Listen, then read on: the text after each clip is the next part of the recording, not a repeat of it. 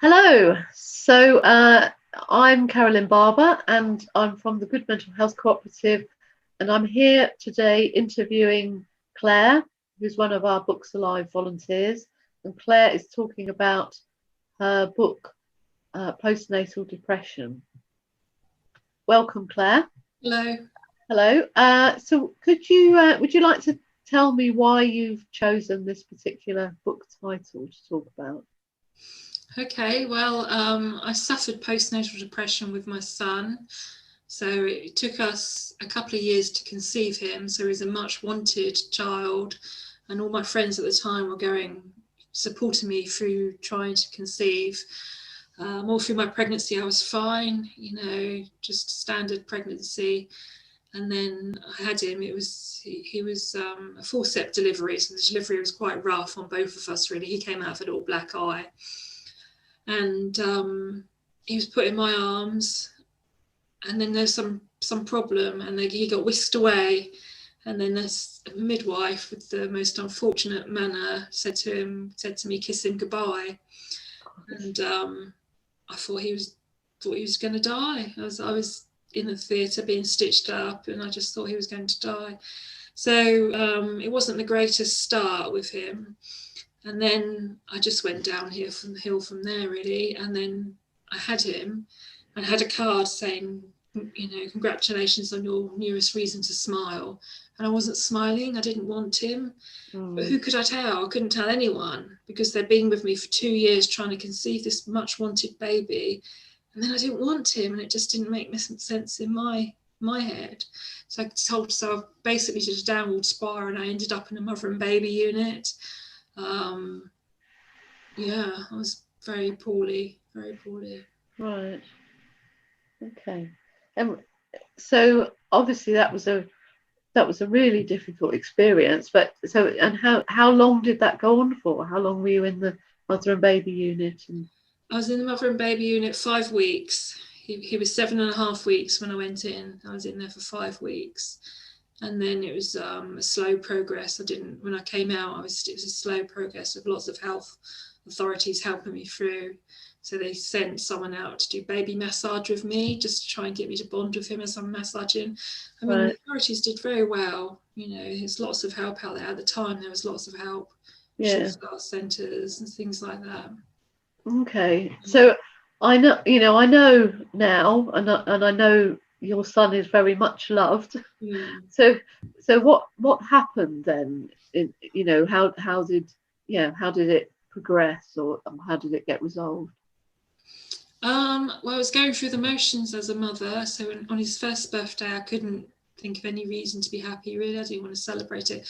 But on the outside, of course, I was like, oh yeah, let's go to the park. On the inside, I was just like, oh, I can't do this. Just the exhaustion is just too much. And then a couple of months after that, I was in Marks and Spencer's with, you're shopping and you're buggy, and I wanted to stop in the coffee shop.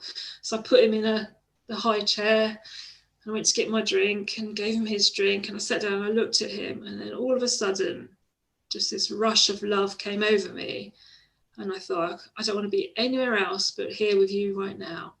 And that's when the love came. And I was so relieved. I thought that I was going to the rest of my life just going through the motions, but I was so relieved that finally, and after that, we're inseparable. Right. So how old was he then? Just under 2. Gosh. So I mean, it's a long time, isn't it, though, to experience that kind of, I don't know, separation, I suppose, between what you're presenting outwardly and what's going on inside. It was exhausting. Yeah, it must have been. Yeah. And did you feel, obviously you did get a lot of help, did you feel any kind of stigma around that? I mean, was it something that you found could you talk to other people about how you were feeling or not? No, I couldn't talk to anyone because, as I said, we struggled to conceive. I mean, I had a therapist came and visit me in my home, and I opened up a little bit to her, and she said, "I just don't think you know how to be happy," you know. And then that was that, really. So after I told my therapist, and that didn't go out too well, I couldn't tell anyone.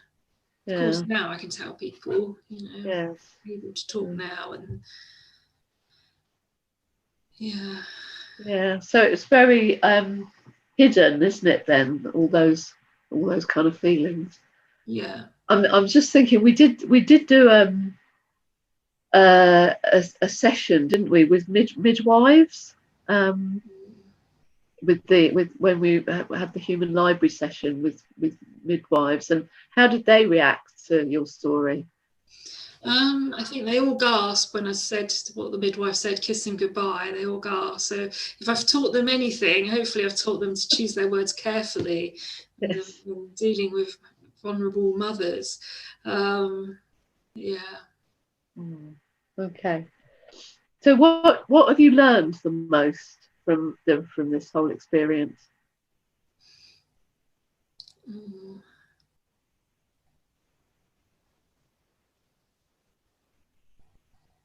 I'm not quite sure about that one, Carolyn. I don't know. Okay. Yeah, that's right. Yeah, maybe darkest times things do get better. Maybe. What is it? Things do pass.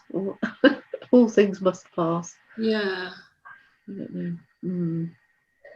And so you've talked a bit about the kind of help that you had with the mother and baby unit and Sure Start and things like that. What do you feel helps you the most to get through it?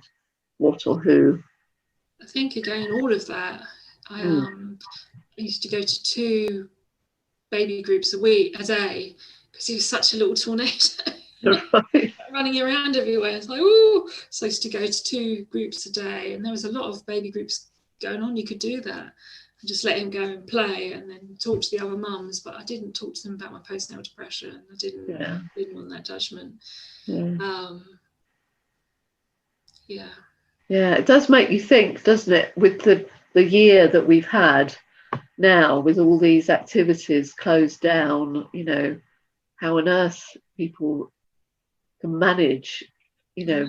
I wouldn't want to do it during lockdown. It must be very lonely. Yes, and it is incredibly common, isn't it, postnatal depression, and a lot of women experience it, and often the fact of having places to go and the support is really important.